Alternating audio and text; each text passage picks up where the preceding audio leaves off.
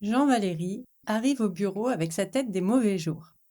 Ses collègues le saluent du bout des lèvres, prudent, en sentant l'orage qui couve. Il s'installe à son poste, agacé par le moindre bruit, le moindre mouvement autour de lui.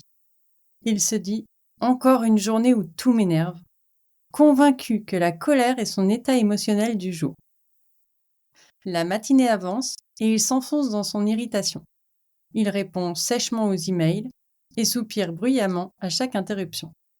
Quand une collègue ose lui demander si tout va bien, il répond que ça va, qu'il s'est juste levé du mauvais pied, certain de connaître parfaitement son état émotionnel. Mais en fin d'après-midi, alors qu'il range ses affaires, il surprend une conversation entre deux collègues qui parlent d'un projet excitant sur lequel il travaille.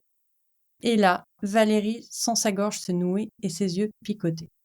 Il réalise que ce n'est pas de la colère qu'il ressent, mais de la tristesse et de la solitude.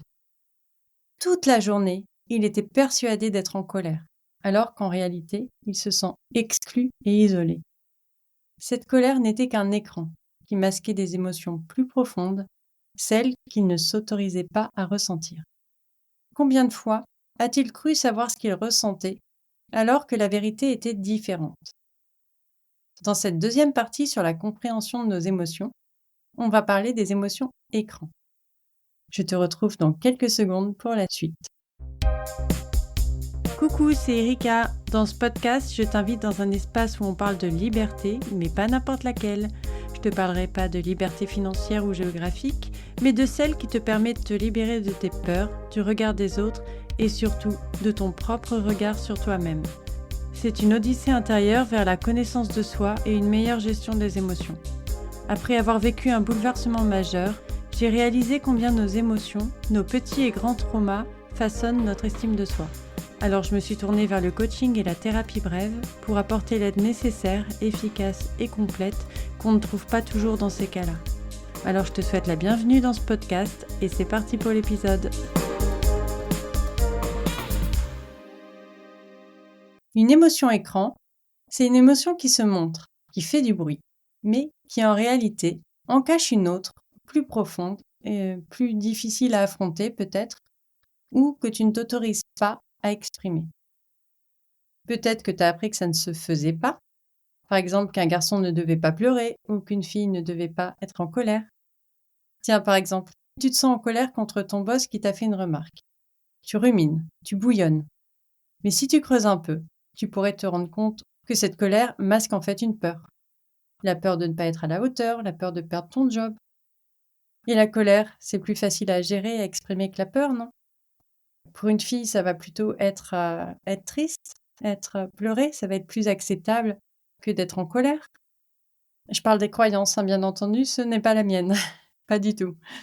Mais en fait, ce que je veux te dire, c'est qu'il existe plein de sortes d'émotions écran. La colère, c'est vrai, elle est souvent en haut du podium, parce qu'elle peut cacher de la tristesse, elle peut cacher de la peur, elle peut cacher de la honte. Mais c'est pas la seule.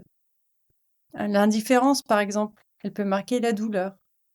Une euphorie qui va être excessive, elle peut cacher une grande anxiété.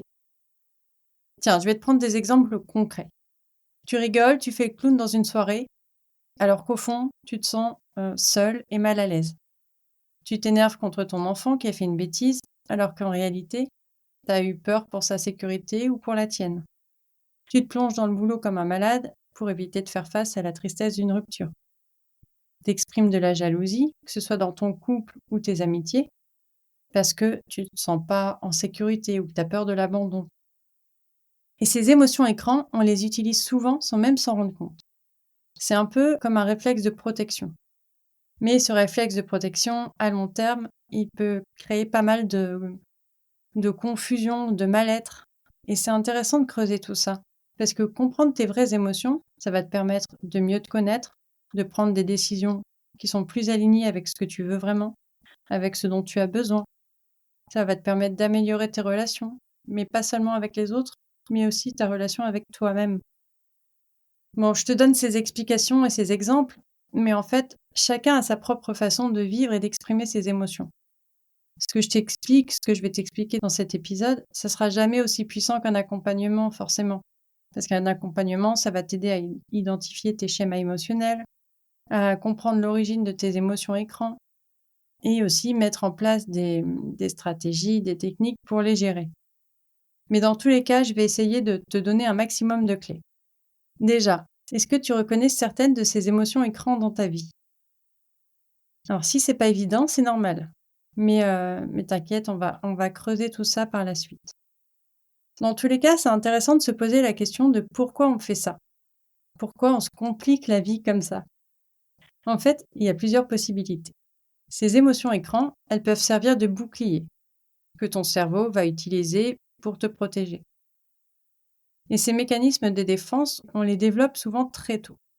Si une émotion est trop difficile, tu vas en mettre une autre par-dessus. Elles peuvent servir aussi de remplacement.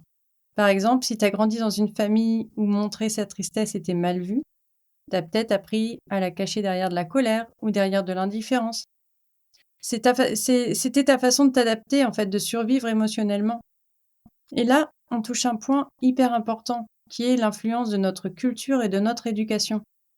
Chaque société, chaque famille a ses propres règles sur les émotions qui sont acceptables, avec de gros guillemets, et celles qu'il vaut mieux cacher.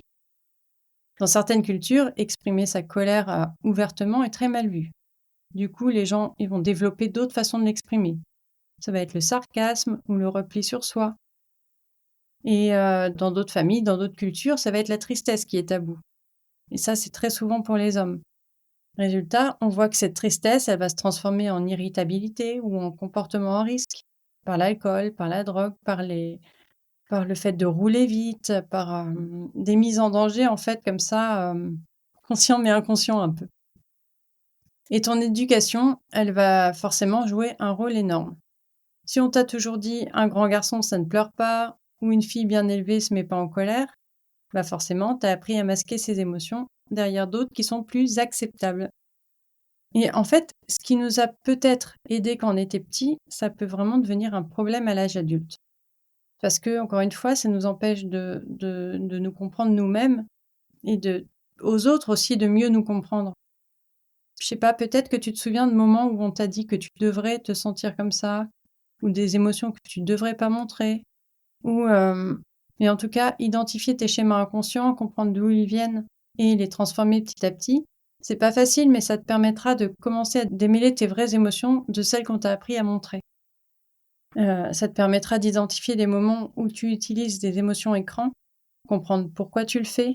Ça te permettra par exemple de dire calmement ce qui te dérange quand tu es en colère, ou de travailler sur ta peur plutôt que de faire une fixette sur cette colère. Ok, tu vas me dire, mais comment on les repère? Alors pour ça, tu peux être attentif à certaines choses. Déjà l'intensité. Si si ta réaction émotionnelle, elle est complètement disproportionnée par rapport à la situation, ça peut te mettre la puce à l'oreille. Bon, sur le moment, en général, ta réaction te paraît juste, mais c'est après, quelques minutes ou quelques heures après, que tu te demandes pourquoi tu as réagi comme ça. Ensuite, il y a la récurrence. Si tu remarques que tu as toujours la même réaction émotionnelle face à différentes situations, ça peut être un indice aussi. Par exemple, si à chaque fois que tu es confronté à une personne qui te dit quoi faire, tu te sens révolté, si à chaque discussion importante, tu te renfermes, si tu te sens anxieux au moindre changement de plan de dernière minute, ou si dès qu'on te fait une critique, même positive, hein, tu vas te mettre en mode défense et agressivité, là, il y a vraiment quelque chose à creuser. Et parfois, ton corps, il sait avant ta tête. Si tu ressens un nœud à l'estomac ou une tension dans la poitrine qui ne correspond pas à l'émotion que tu dois ressentir, creuse un petit peu. Et il y a aussi autre chose, c'est si tu as l'impression de jouer un rôle, de ne pas être authentique dans ta réaction. Ça peut aussi vouloir dire que tu utilises une émotion écran. Et puis, tu peux creuser pour découvrir ce qui se cache vraiment derrière. Et ça, par exemple, tu peux te demander pourquoi. Pourquoi tu ressens ça? Et tu continues à te demander pourquoi jusqu'à ce que tu comprennes l'émotion qui est derrière. Ça demande de la pratique encore et de la patience. Mais je pense qu'avec le temps et un peu d'aide, ça peut devenir de plus en plus fluide pour toi. Alors, je sais pas si tu as déjà une situation en tête, mais tu peux profiter de cet épisode pour essayer de comprendre. Parce que les émotions écran, c'est un filtre entre nous et les autres. Quand tu es triste, mais qu'au lieu de le montrer, tu te mets en colère, la personne en face de toi, elle va réagir à ta colère, pas à ta tristesse. Et ça peut vite dégénérer, ça peut créer une distance émotionnelle énorme. Si tu caches toujours ta vulnérabilité derrière de l'indifférence, les gens, ils vont avoir l'impression que t'es froid, que t'es prétentieux, ou que tu tiens pas à eux. Et au boulot, c'est pareil. Si tu masques ton anxiété par de l'agressivité, tes collègues vont peut-être te percevoir comme difficile à vivre, alors qu'en fait, toi, t'as juste besoin de soutien. C'était le cas de Justine, une entrepreneuse qui cachait toujours son stress derrière une apparence de super confiance en elle. Quand on la voyait, on avait l'impression que waouh, la fille qui a confiance, quoi. Mais quand elle a appris à admettre ses inquiétudes, l'ambiance dans son équipe a complètement changé. Ils communiquaient mieux, ils résolvaient les problèmes ensemble. Et là, elle a eu enfin l'impression d'avoir créé une vraie équipe. Et Sophie, c'est pareil, elle jouait toujours la fille super joyeuse. Même quand ça allait pas, c'était la boute en train du groupe. Mais elle se sentait hyper seule. Et le jour où elle a craqué, ses amis, ils n'ont pas compris ce qui se passait. Parce qu'elle avait jamais rien montré. Donc forcément, oui, ils pouvaient pas être là pour elle. Donc elle se sentait seule. Et donc elle en rajoutait dans sa joie, dans son excentrisme. Et donc ça allait encore moins parce que, comme les autres ne savaient pas qu'elle allait pas bien, forcément ils ne l'aidaient pas. Enfin, tu vois, c'est vraiment un cercle vicieux. Et c'est pour ça que comprendre tes émotions écran, c'est pas juste bon pour toi, mais aussi pour tes relations. Donc on arrive déjà à la fin de cet épisode qui va être assez court, je pense. On a vu que les émotions écran, c'est des émotions qui en cachent d'autres, qui en cachent des plus profondes ou plus difficiles à affronter. On a vu que la colère, c'est très souvent une émotion écran, qui peut masquer la tristesse, la peur. On a vu que ces mécanismes se développent souvent très tôt dans la vie, soit comme un moyen de protection ou un moyen d'adaptation, et que la culture et l'éducation influencent fortement notre façon d'exprimer ou de cacher certaines émotions. On a vu que les émotions écran bloquent nos relations avec nous-mêmes, mais aussi avec les autres, qu'elles peuvent créer des malentendus et mettre une distance avec les autres. On a vu comment les repérer par rapport à l'intensité, la récurrence, les sensations physiques qui ne sont pas appropriées, l'impression de jouer un rôle. On a vu comment comprendre et identifier ces émotions écran est important pour se sentir bien, pour être aligné avec soi, pour mieux se comprendre, et que les bénéfices sont nombreux. Une meilleure connaissance de soi, donc des décisions plus alignées avec tes besoins et des relations plus sincères avec les autres. Si jamais tu trouves que c'est trop difficile d'identifier tes émotions écran, ou si tu souhaites approfondir ce travail personnel, tu peux me contacter pour que je t'aide à mieux comprendre tes schémas et à débloquer ce qui te pose problème. J'espère que cet épisode t'a plu. Si c'est le cas, ce serait adorable de ta part de me faire un retour si tu en as envie. N'oublie pas de t'abonner si ce n'est pas fait. Et je t'embrasse, à la semaine prochaine.